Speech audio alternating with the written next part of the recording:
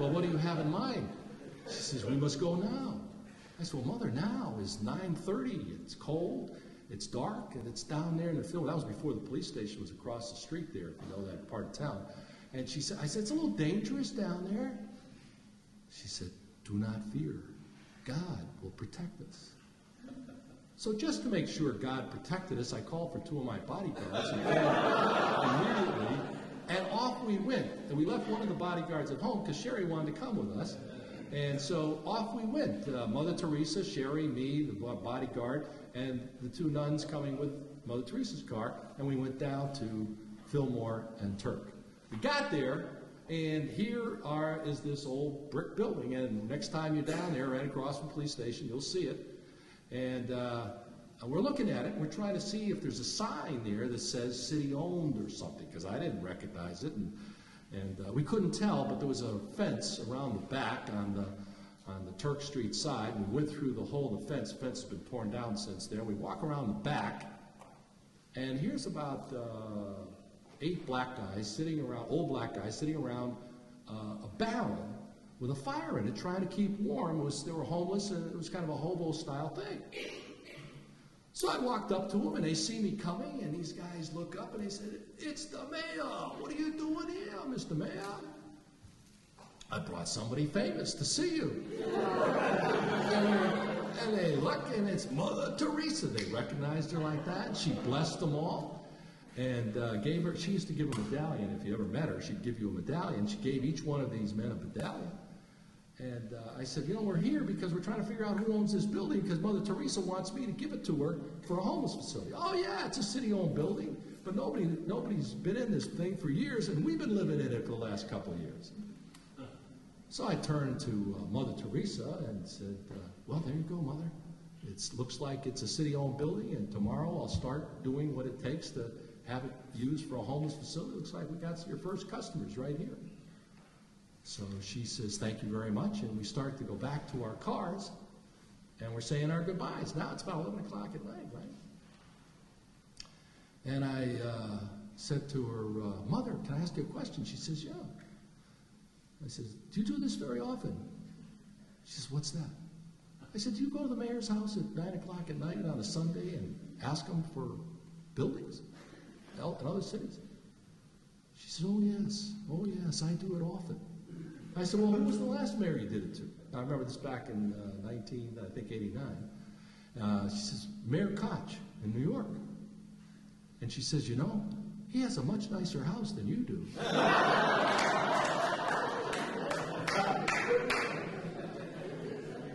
So I said, so she's a bit of a wise guy here. You know? So she knew who she was. She knew who she was, and she knew what she was doing to me. So I said, well, you know, Mother, I'm a politician. I don't do these things for free. She says, well, what do you want? I said, well, I'm doing you a favor tomorrow. You've got to do me a favor. Well, what is it?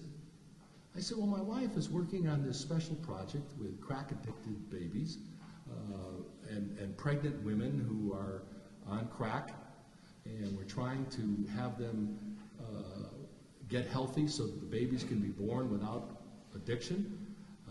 Remember, that was a big epidemic in the late 80s, and I want you to help us with that. She says, oh yeah, let's do it now. Because we told her about the babies at the hospital. I said, I'd like you to go and see them someday when you come again. She said, let's go now.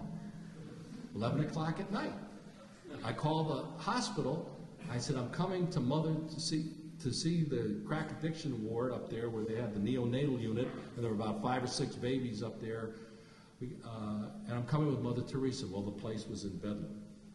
And we got up there, and she went up there and blessed each of the babies, these little 4-pound children, infants that were just born, going through withdrawal. And then we went down to the AIDS ward, and she blessed each one of them.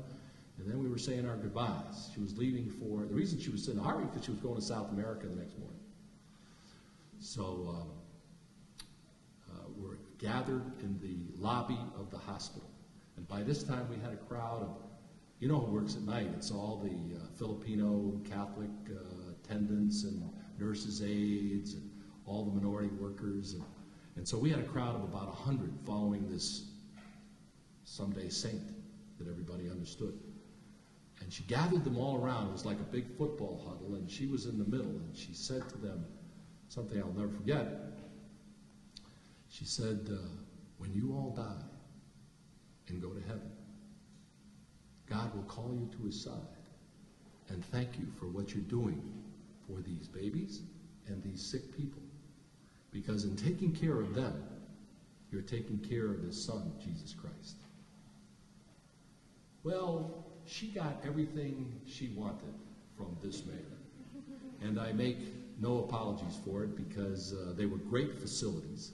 She became a friend that I saw frequently in City Hall, and was probably the only time I caved to any kind of ethical kind of pressures to make a decision. I think that too many politicians make decisions based on a fear of losing. They're compromised by that fear which comes from everybody around you.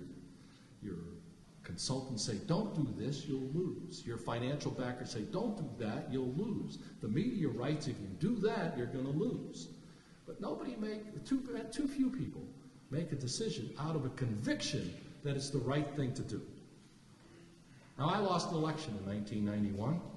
It was a big one. It hurt like hell. I was so ashamed at losing that I didn't come out of the house for 3 or 4 months as I struggled to comprehend what this loss meant to me. And then I slowly began to realize that I hadn't lost because I had done something wrong. I had lost because I had done something that I believed in, that I thought was the right thing to do for the circumstances that I found myself in. And I've come to the realization, and often talk about it in many different places with incumbents and wannabe politicians and students, that that is never anything to be afraid of, losing. What you should be afraid of is not doing the right thing when you have that opportunity. Because when we serve in public life, we only have a limited period of time, whether it's 4 years like I had, or 8 years like 2-term winners do, or whatever it might be. You have that precious little time to do the right thing for that particular circumstance that you're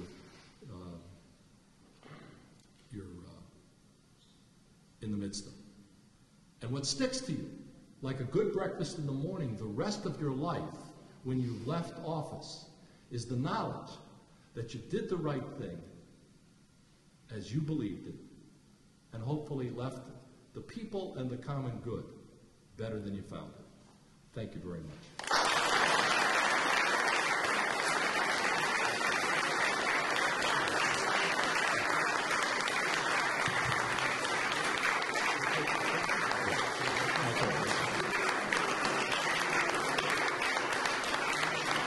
Please be seated. We're going to ask the students to pass amongst you and pick up some questions. We'll have a few. I know it's getting a little late, but Art has agreed to stay and answer questions. By the way, I should explain to you. Did I break Willie's record? Yes, you did. Yes, you did. Absolutely, without question. And besides that, knowing her too. Somebody told me. What that means is somebody told me Willie talked for 50 minutes. I think I may have beat his record. Yeah, but you're a friend of Mother Teresa's. And that goes a long way because you got an ally where it counts, pal. By the way, I was the only one to raise my hand on Tommy and Judy Higa because they were good friends of mine. Tommy's since passed away, but you should know all 3 children graduated from college. All 3 are in business, and let me tell you, they are taking the Art Agnos attitude into business, not the attitude of what those people in those boardrooms are giving you. So you're a great success there too, pal, and those are one of those. I feel like Paul Harvey here. That's the rest of the story. Okay, let's go through a couple of these questions here if we can, Mr. Mayor. If you preserved a little political capital, you might have been reelected and been given 4 more years to do good. Would the city have been better had you preserved a little political capital? Wow. Dear Mother Teresa, please look down and help. Yeah, you know what? Some better things would have happened under me if I'd had 4 more years. But